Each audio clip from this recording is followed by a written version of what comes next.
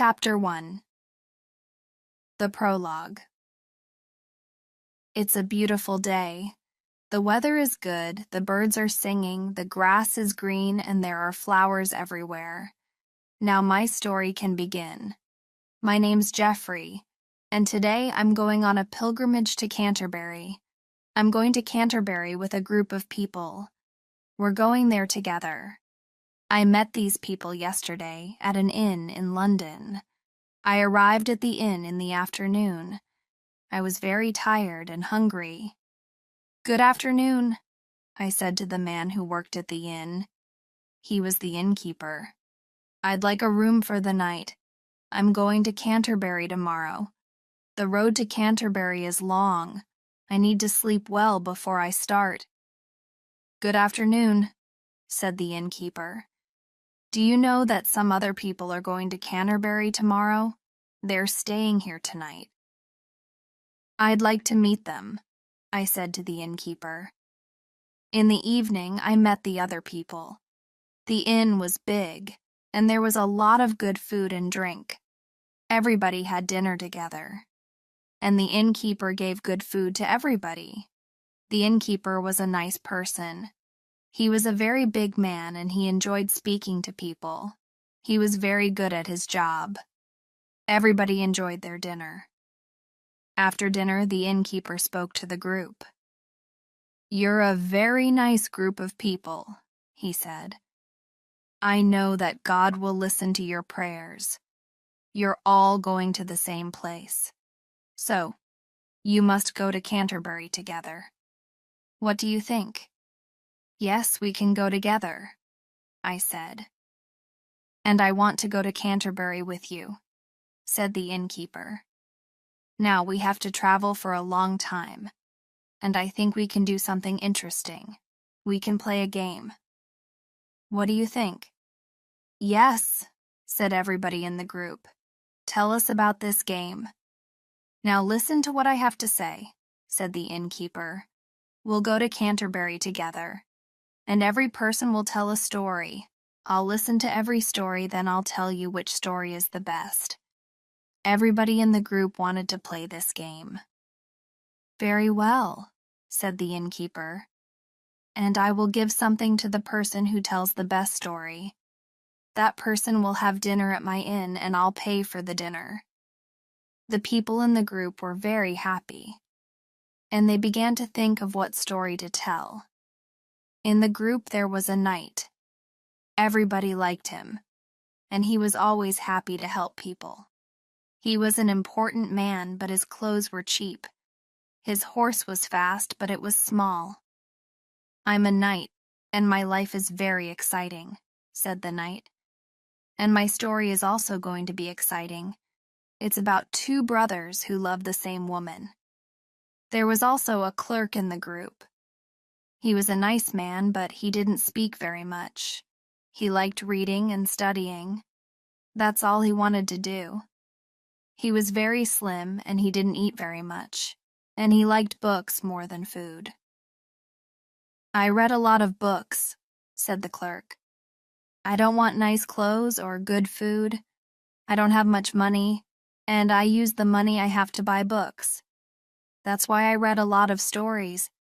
My story is very easy to understand, but it's not boring. I think everybody will enjoy it. It's about a king who has many secrets." Another person in the group was a merchant. He had a lot of money, but he wasn't a happy man. He always had a sad face. He was different from the knight. His clothes were very expensive. Everything he had was expensive: his clothes, his hat, and his horse. "I have an important business," said the merchant, "and I have a lot of things to do, but I'm not very happy with my life, and that's why my story will be sad. It'll be about an old man who can't see." I also have to tell you about another man. He was a franklin. He was different from the clerk. He was very rich and important, but he didn't have a business. He had a big house in the country, and he often invited people there. He liked good food. "I'm very old, and my house is big. And I like inviting people there, said the Franklin. In my house, I often tell stories. I enjoy it. My story will be very interesting. It's about a woman who doesn't like the sea. Why doesn't she like the sea? Well, you'll have to listen to my story. There is another person I want to tell you about. He was a pardoner. He also liked reading, and he liked to sing songs and say prayers. He had a strange face. I travel a lot and I always say prayers for people, said the pardoner. There are a lot of bad people in the world. I'll say a prayer for them, but they have to give me some money. My story will be about 3 people who do something very bad. Everybody was very tired. It was late in the evening, and the knight said, "We can go to bed now. Then we can leave early in the morning." We all went to bed. We were tired, but happy. Early next morning we got up, and then we left for Canterbury on our horses. We were slow, and after many hours we came to a place called St. Thomas, and we stopped there. We sat down, and then we had something to eat. After eating, the innkeeper said, "Listen, do you remember what we said last night?" "Of course," said the knight. "Well," said the innkeeper, "who wants to begin? Who wants to tell the first story?" "I'm happy to tell you my story," said the knight. "I think you'll enjoy it. It's very exciting." And then the knight began to tell his story. Chapter 2. The Knight's Tale. "My story is about 2 brothers," said the knight. "Their names were Palamon and Archite, and they were knights. The brothers were from a city called Thebes. They did everything together. They weren't only brothers, they were also friends. But they were very sad. They were sad because they didn't live in Thebes anymore. They lived in Athens, and they didn't live in a house. They lived in a prison. They couldn't leave the prison and they couldn't speak to anybody. Every morning they looked out of the prison window. From their window they could see a beautiful garden. One morning Palamon woke up, and then he looked out of the window. But something was different. There was a woman in the garden. Her name was Emily. She was the daughter of the king of Athens. "Look," said Palamon. "That woman is beautiful. Oh, I'm in love. Archite, come here. Look." Archite went to the window and he saw the woman. "Yes, you're right, she is beautiful," he said. "One day I'll marry her." "I saw her first," said Palamon. "You can't love her. You must help me." "No," said Archite. "My love is perfect. You must help me." Archite and Palamon both loved Emily, and they had the same conversation every day. "I love her. No, you can't love her," was all you could hear from the small room, their prison. And then one day a friend of Archites visited the king of Athens. He wanted to speak to the king about Archite. "Can he go home?" asked Archite's friend. "He's a good man, and I want to see him again." "I'll do what you ask," said the king. "Archite can go home, but he must never come to Athens again, and Palamon must stay in prison." Archite went back to Thebes, but he wasn't happy. "I'm going home," thought Archite. "But I can't see Emily. Palamon can see her in the garden. It's better in prison." But Palamon was sad as well. "Archite, you can come back to Athens," he thought. "You can fight the king of Athens and you can marry Emily. I have to stay in this prison." In Thebes, Archite was very sad. He didn't sleep or eat very much. "I'll wait for 2 years," thought Archite, "and then I'll go to Athens again. Nobody will know me then. I'll wear different clothes. I'll change my name, and I'll find a job. I'll be a servant in the king's house. And then I'll see Emily. And that's why after 2 years Arcite went back to Athens, and soon he was the king's servant. The king liked Arcite because he was good at his job. One day, Arcite went to the forest near Athens, and he sat near a tree. "What can I do?" said Arcite. "I'm the king's servant. I'm near Emily, but she doesn't know who I am. I want to die." Then a man spoke to Arcite. It was Palamon. "Hello, brother, it's me," said Palamon. "Stop thinking about Emily. Only I can love her." "Palamon, it's you," said Arcite. "Why aren't you in prison?" "The king sent me home yesterday, but I'm not going home. I want to find Emily." "Well, I'll fight you for Emily," said Arcite. "But not today. We're knights, remember? We must do things in the right way. Tonight I'll bring some food, and then tomorrow we'll fight." "All right," said Palamon. And so the brothers said goodbye. On the next day they met in the forest, and then they started fighting. On the same day the king was also in the forest. He was with Emily, and he saw Palamon and Arcite. "Stop," said the king. "What are you doing? Stop now." "Kill us," said Arcite. "Now I'm your servant. But before that I was in your prison. My name is Arcite, and this is my brother Palamon. We're fighting because we both love Emily." "Then you must die," said the king. But Emily stopped the king. "Please don't kill them," she said. "They're fighting for love." "Well," said the king, "you're right, Emily, but only one of them can marry you. Palamon, Arcite, come back to the forest next summer. Bring 100 knights. And then you'll fight for Emily. Now go." Soon it was summer. Palamon and Arcite came back to Athens. They both had 100 knights, and they were ready to fight the next day. That night, Palamon had a dream. In his dream, a woman said, "I can see you. You are marrying Emily." On the same night, Arcite also had a dream. In his dream, a man said, "I can hear you. You are saying, 'Hooray, Emily will be my wife.'" Which dream was right? Well, now I'll tell you. In the morning, everybody came to the forest. The knights were ready and they began to fight. After 3 hours, Emily was worried. "They're fighting for me. Who's going to be my husband? When will they stop?" And then, after many hours, they did stop. Palamon was very tired. "Stop," he said. "I can't fight anymore." "Stop fighting," said the king. "Arcite will be Emily's husband." "Hooray," said Arcite. "I'm very happy.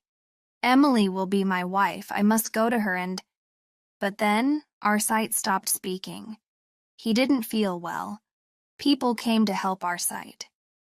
"I'm not well," said Arcite. I can't feel anything. I'm dying.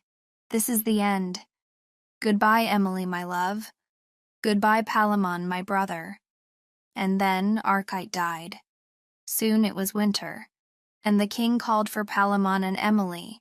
"As you know, Arcite died last summer, and it was very sad," said the king. "Emily, I want you to be happy. Palamon, you must marry Emily. It's the right thing to do." "Thank you," said Palamon. "Arcite was a good knight. He was my dear brother. But we had to fight for love. Emily, I know we'll be happy together, but we'll never forget my brother. He died for love." Chapter 3: The Clerk's Tale. The clerk was the next person to tell his story. "I have an interesting story," he said. "It's about a king called Walter. He was the king of Seleucia in Italy. Walter wanted to marry a woman, but only he knew the name of this woman. It was a secret. The woman's name was Griselda. She was young and beautiful, and she was very nice. She was very poor, and she lived in a small house with her father. She cooked and cleaned for him every day. "And now I'll tell you their story," said the clerk.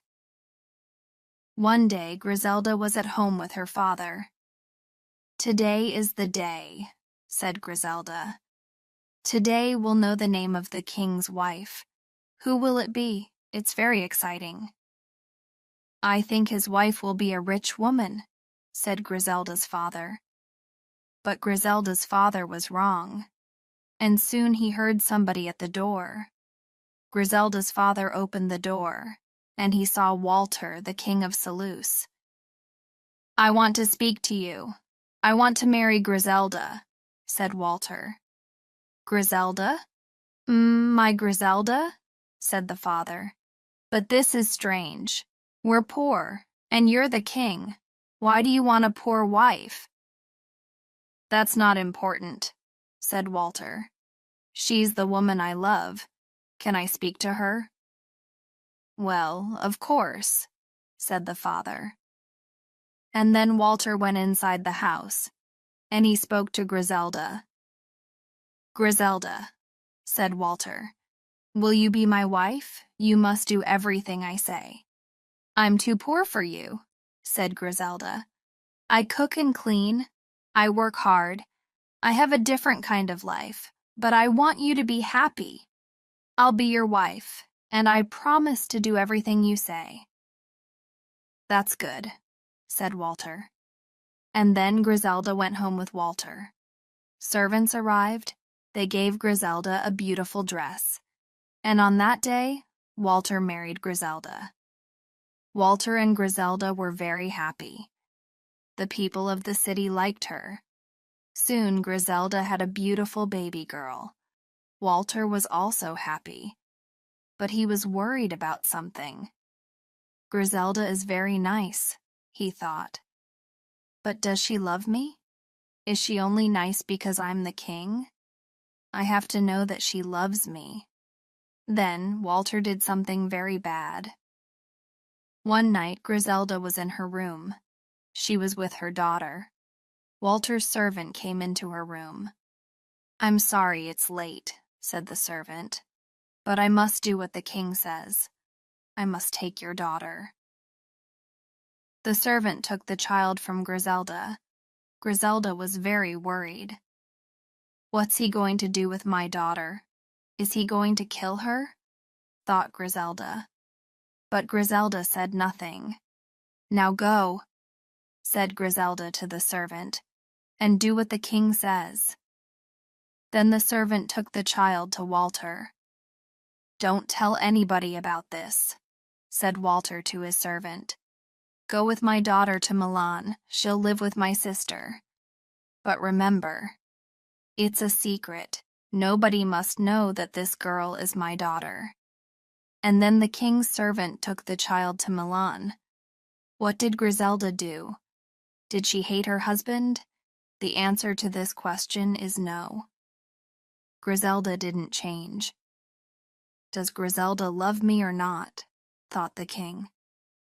"Oh, I don't know. After 5 years, Griselda had another baby. It was a boy.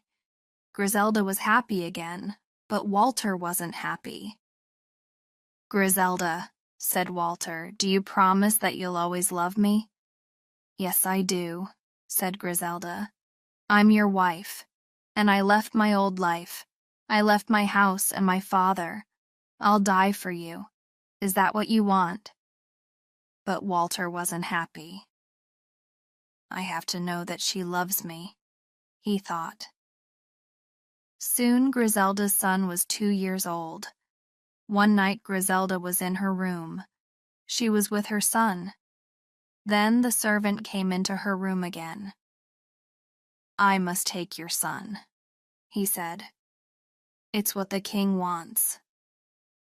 "First my daughter and now my son," thought Griselda. "Oh, my children, what will Walter do to my son? Griselda said goodbye to her son, and then the servant took the child to Walter. "Take my son to Bologna," said Walter, "and remember this must be a secret." And then the servant left. He took the boy to a family in Bologna.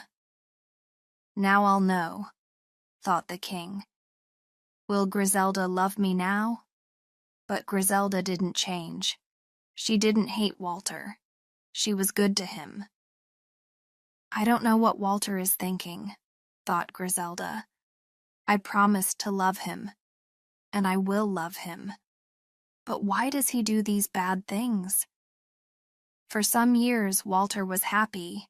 His daughter was in Milan, and she was now 18 years old. And Walter began to worry again. "Does Griselda love me?" he thought again. And then he did another bad thing. The king called for Griselda, and he said to her, "I don't need you anymore. I want a new wife." Griselda said nothing, and then she left Walter's room. Walter then spoke to his servant. "Bring me my son and daughter," he said. "But it must be a secret. Don't tell anybody who these children are. I'll say to everybody that I'm going to marry the girl. Of course, I'm not going to marry her. She's my daughter. But nobody will know this." That afternoon, Walter spoke to Griselda again. "Griselda, a poor woman can't be my wife. I was wrong," he said. "My new wife is arriving. You must go back to your father's home. Leave your clothes here. I'll give them to my new wife." "Thank you for everything," said Griselda.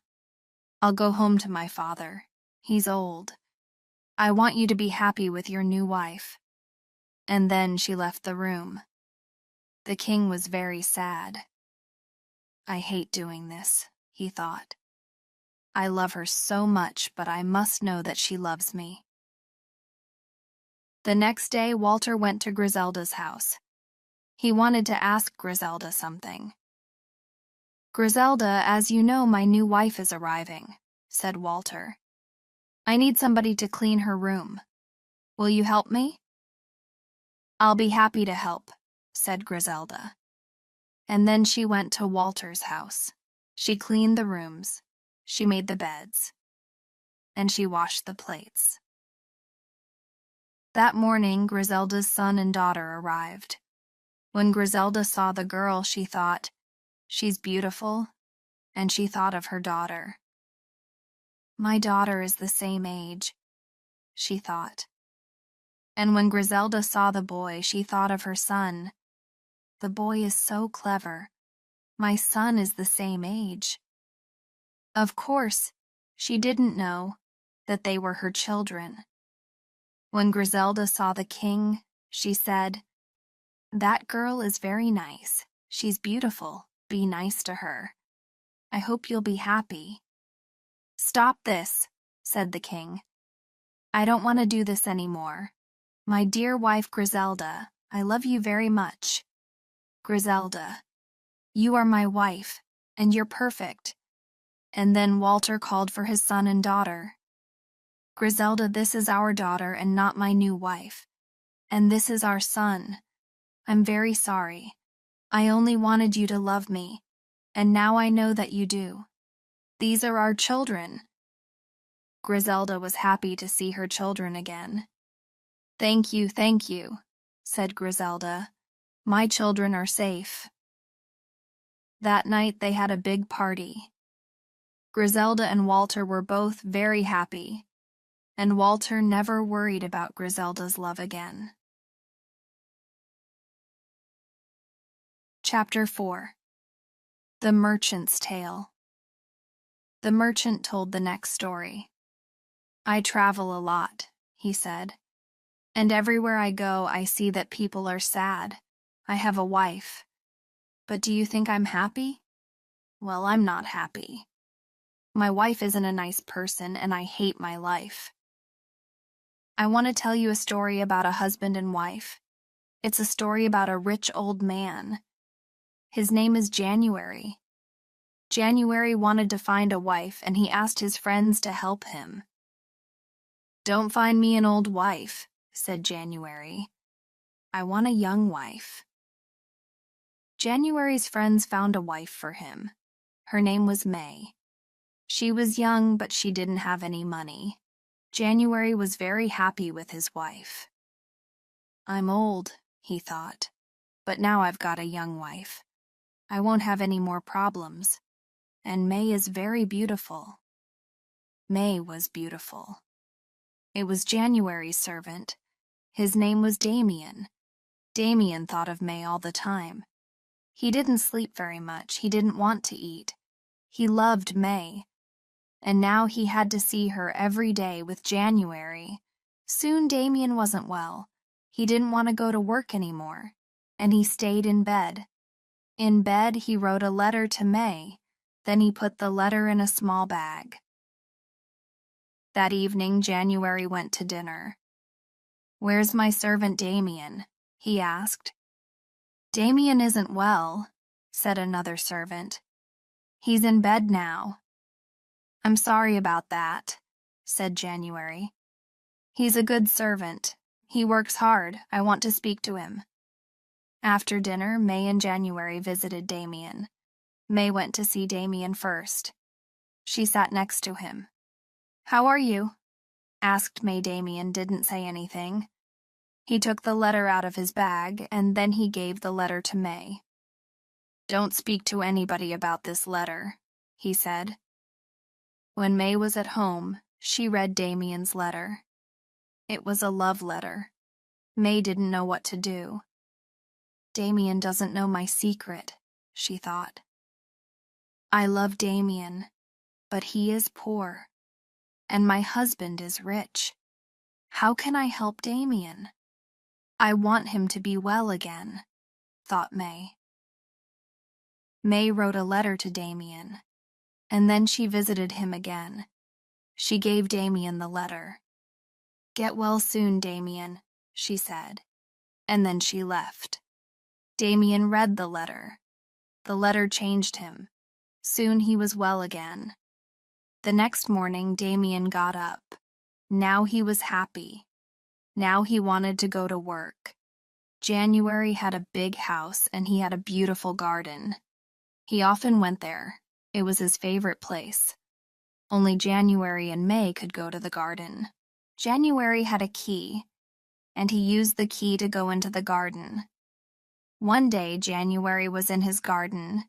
He looked at the trees and the flowers. It was a beautiful day. The weather was perfect, but January didn't feel very well.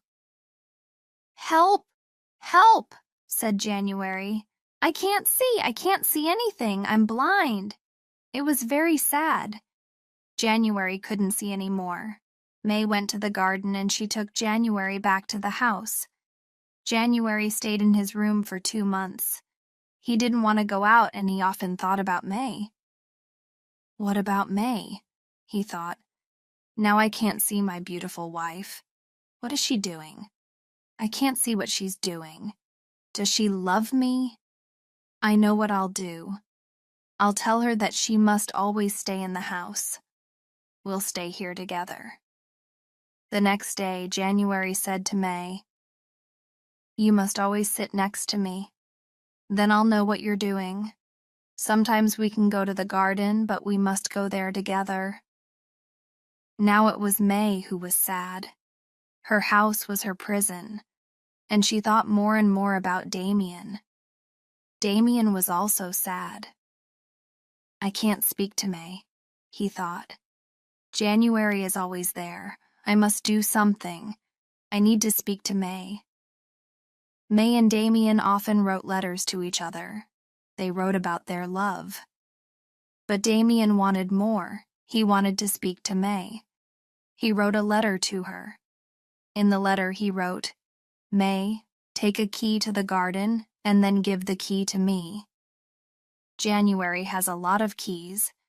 Then tell January that you want to go to the garden. Do it now." Damien gave the letter to May, and May did what Damien asked. She gave him the key. Then Damien went to the garden, and he waited there for January and May. Soon January and May were in the garden. January was happy again. "I'm old and I can't see," he said to May.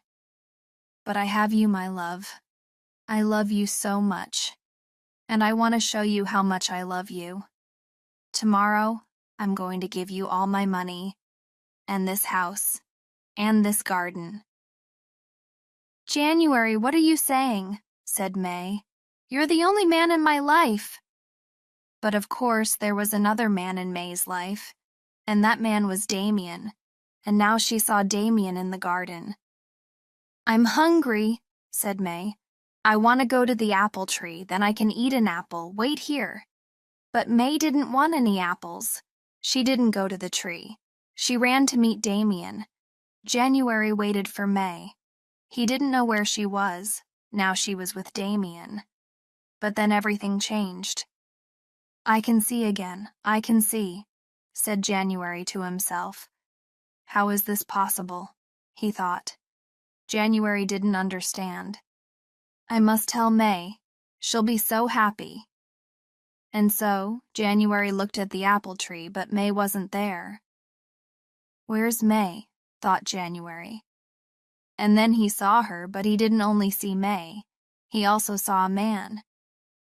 "Who are you? What are you doing? Leave this garden now," said January. Damien and May looked at January. "I think he can see us," said Damien. And then Damien ran. He was very fast, and soon he was outside the garden. Then May ran to speak to January. "What is it, my love?" she asked. "I can see now. I was so happy. I wanted to tell you. And then I saw you with a man. I think I saw you with somebody." "You can see again," said May. "I'm so happy. But what are you talking about?" "A man. You can look everywhere in this garden, but you won't see a man because there is no man." "I was excited that I could see again," said January. "I think I saw something that wasn't there, but I thought there was somebody with you." "There was no man," said May. "Nobody can come into the garden. I want to go back home, my love. Then you can sleep. You're tired." "Yes, you're right," said January. "Of course there wasn't a man. Nobody can come into the garden. I want to go home now. We have to tell everybody. We'll have a party. Isn't it great? I'm not blind. I can see again." "And here my story ends," said the merchant. January was happy. He could see again. But there was something that January couldn't see. He couldn't see that May didn't love him, and that May loved Damien. January wasn't blind anymore, but love is always blind. Chapter 5. The Franklin's Tale. Everybody in the group was tired. It was the end of a long day. They were ready to listen to the Franklin's story. My story is also about a husband and wife, but this story is different from the merchant's story. In my story, love is not blind. The husband and wife in my story are in love. The wife's name was Dorrigan. She loved her husband very much. The husband's name was Arviragus. He was a knight. They lived in France. But when I start my story, Arviragus was in England. Dorrigan was very sad. She thought about her husband every day, and she stayed at home. Arviragus wrote a letter to Dorrigan. "Don't worry, I'll come home soon," he wrote. Dorrigan read the letter. "I don't want him to come back soon. I want him to come back now," she thought. "But I must go out. I must try to be happy." And so, Dorrigan started going out. Her house was near the sea. She often went for a walk there with her friends, and she always wanted to look at the sea. Where is the boat? Thought Dorigen. That will bring me my husband. And she sometimes looked at the big black rocks in the sea. I don't like this sea, said Dorigen to her friends. Look at those black rocks. They're dangerous. Dorigen's friends were very worried. You must stop thinking about those dangerous black rocks, they said. And so Dorigen's friends took her to a dance. But she didn't want to dance. At the dance there was a man called Aurelius. He loved Dorigen, and he wanted to speak to her. Dorigen, you don't know me very well. My name is Aurelius, you're so beautiful. Is there a place in your heart for me? Dorigen looked at Aurelius and said, No, there isn't. I'll always love my husband. But what will I do? I need you, said Aurelius. I'm sorry, said Dorigen. But, said Aurelius, is there anything I can do? Well, I want the black rocks in the sea to disappear. Do this, and then there will be a place in my heart for you. But that's not possible, said Aurelius. Nobody can do this. I know, said Dorigen. Aurelius went home. At home he said a prayer. Help me, he said. And then he went to bed and he stayed at home. He never went out. He didn't want to see anybody. Soon Dorigen's husband came home. Dorigen and Arviragus were together again. Aurelius was at home. He was always at home. One day Aurelius read an interesting book. It was a book about magic. I can use magic. With magic, the black rocks will disappear, thought Aurelius. I know a man in Orléans. His name is Simon. He's famous for his magic.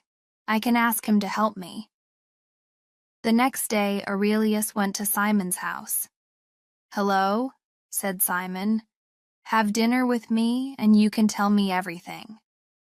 At dinner, there was every kind of food. There was meat, fish, fruit, and vegetables. They ate, and Aurelius told Simon his story. Simon listened to the story, and then he said, It's true that I sometimes do magic, and now I'll do some magic for you. And then the food on the table disappeared. Aurelius was very happy. Can you help me? Asked Aurelius. With the black rocks? Yes, I can, said Simon. But it'll be expensive. You have to pay me 1,000 pounds. That's a lot of money, said Aurelius. But all right. You must be quick. I want to go home tomorrow. In the morning, they went back to Aurelius's house. Simon started work, and after 2 days he was ready. Aurelius, he said, we can go and see the black rocks. They went to the sea. But when they arrived, the black rocks weren't there anymore. Oh, thank you so much, said Aurelius. I must show this to Dorigen. The next day, Aurelius met Dorigen. Hello, Dorigen, he said. Do you remember our conversation about the dangerous black rocks? Do you remember what you promised? Please tell me that you remember. Yes, I remember, said Dorigen. Well, said Aurelius, the black rocks aren't there anymore. Come and see. When they arrived, Dorigen looked at the sea. And then she said, But how can black rocks disappear? What can I do? I have to speak to my husband. And then she ran back home. When Dorigen arrived home, she started to think. I made a promise, and promises are important, but I'll never do anything bad to my husband. What can I do? For 2 days, Dorigen thought about her problem. What can I say to my husband? She thought. Then Dorigen spoke to her husband. She told him everything. Don't worry, said Arviragus. You did nothing wrong. But you promised this to Aurelius, and that's why you must leave me. But I love you, Arviraguses, said Dorigen. Oh, what can I do? Dorigen went to a garden. She needed to think. When she was in the garden, a man spoke to her. Hello, where are you going? It was Aurelius. I don't know, said Dorigen. My husband says I must leave him. The black rocks aren't there anymore. And I promise to be with you. Dorigen was very sad. Dorigen stopped speaking, and then something changed inside Aurelius's heart. I hate to see you this sad, he said. Your husband is a good man. You and Arviragus have a perfect love. I must stop this. Go home to your husband. We'll forget about your promise. Thank you, Aurelius, thank you. Oh, I'm so happy, said Dorigen. And then she went home to tell her husband. Then Aurelius remembered something. I have to pay Simon 1,000 pounds, and I only have 500 pounds. What am I going to do? I'll bring him 500 pounds. I think he'll understand. Aurelius went back to Simon's house. Aurelius was very worried. Simon won't be very happy, he thought. Hello, said Simon. Do you have my money? I can give you 500 pounds, said Aurelius.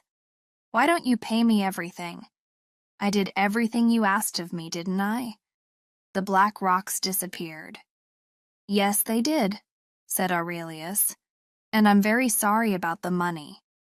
And then Aurelius told Simon everything. He told him about Dorigen and Arviragus. He told him about their perfect love.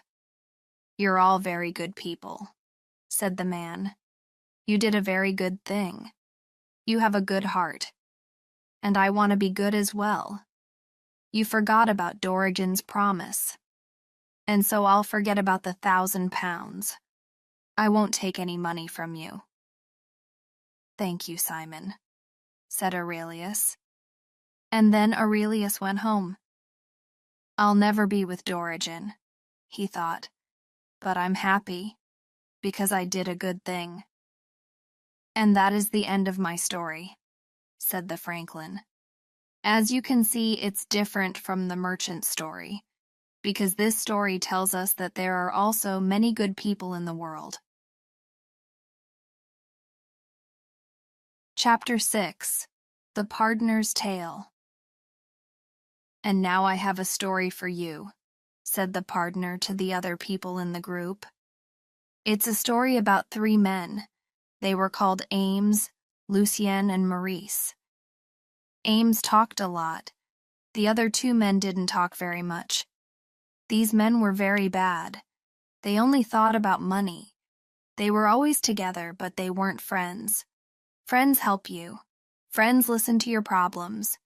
They were greedy, and they had no love in their hearts.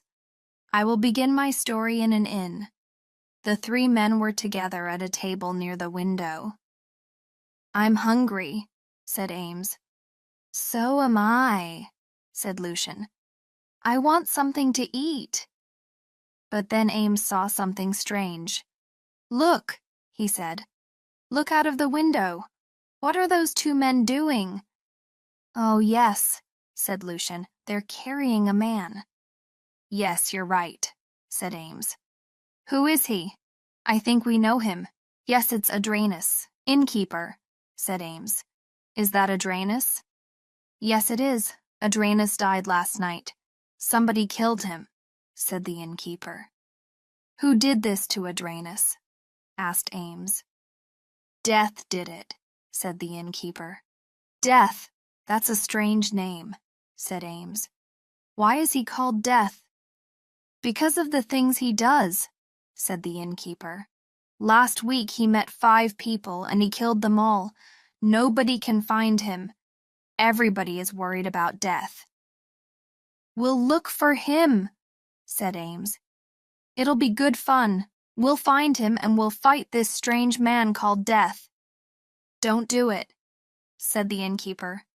He's very dangerous. Don't worry, we know what to do, said Ames. People say that Death lives near the mountain, said the innkeeper. "Don't go near the mountain, or you'll be the next people to die."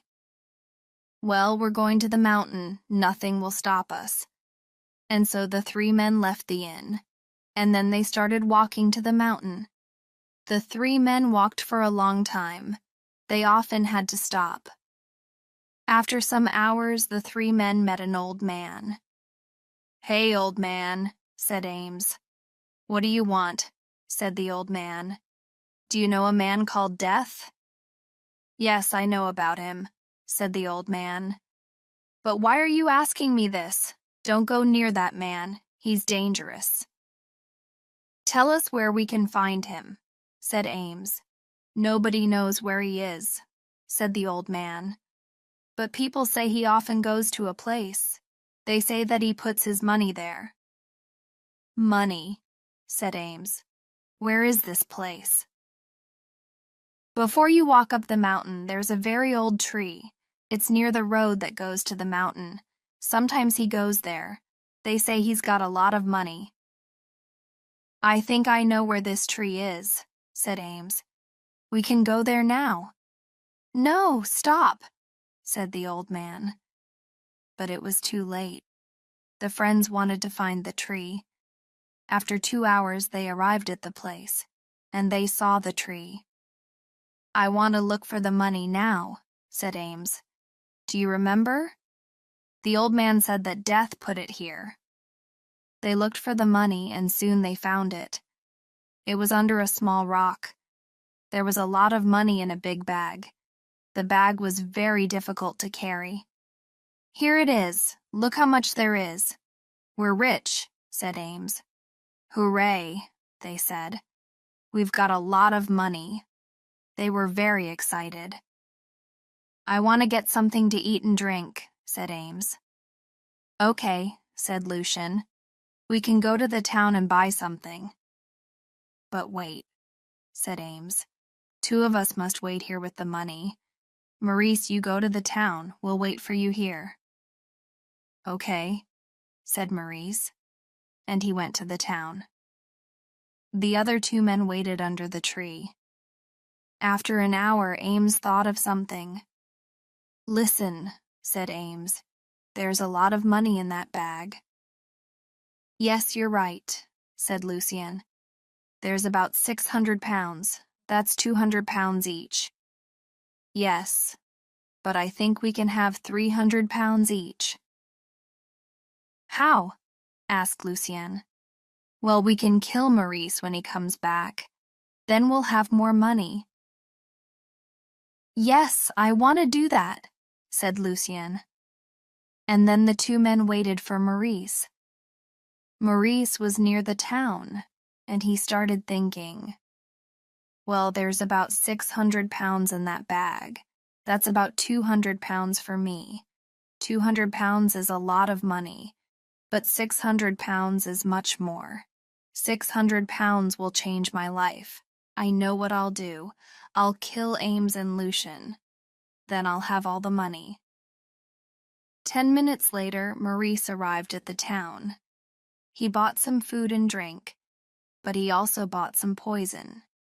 He put the poison in the drink, and then he went back to the tree. It was getting late when Maurice arrived. Ames, Lucien, 5 got the food, and they were the last words that Maurice spoke. Because then Ames and Lucien killed him. "And now we have more money," said Ames. They didn't worry about Maurice. The two men were happy. They drank together. Soon the poison was in their bodies, and after 1 minute, the poison killed them. "That's the end of my story," said the pardoner. "The 3 men wanted to fight death. They were greedy, and that's why they died. I want you to remember this story when we arrive at Canterbury, and when we say our prayers." The others thought it was a very good story, and then the people in the group thought about all the stories. There were a lot of things to think about, and after 4 days, Canterbury was very, very near.